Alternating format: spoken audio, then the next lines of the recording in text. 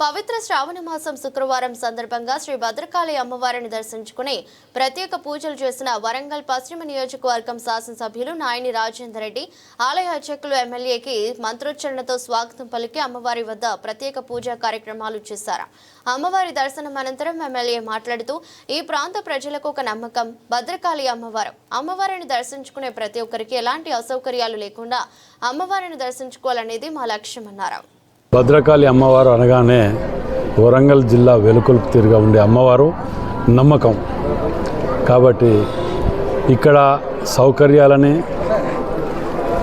ఎంత పెంచాలనుకున్నా సరిపోయినంత విధంగా ప్రజలు ఇలా రోజు సుమారు 10 నుంచి 15,000 మంది భక్తులు దర్శనానికి రావడం జరుగుతున్నది.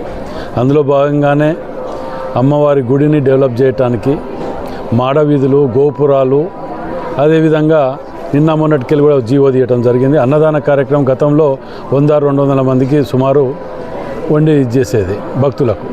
కానీ ఇప్పుడు శుక్రవారము పండుగలప్పుడు 500 మందికి ఈ విధంగా చేసేదానికి కొత్తగా అన్నదాన కార్యక్రమాన్ని కూడా ఏర్పాటు చేయడం జరిగింది.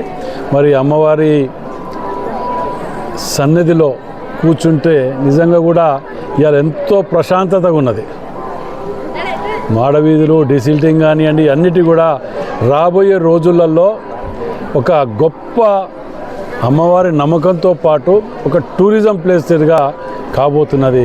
వరంగల్ జిల్లా రూపురేఖలు మారబోతున్నందుకు నిజంగా కూడా అది అమ్మవారు నా చేత చేపిస్తున్నందుకు, నాకు అందులో పాల్పంచుకున్నందుకు నాకు చాలా సంతోషంగా ఉన్నది.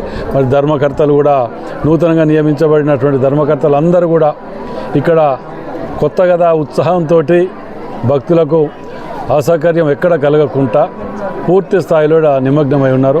వాళ్ళందరూ కూడా మరోసారి అభినందిస్తున్నారు.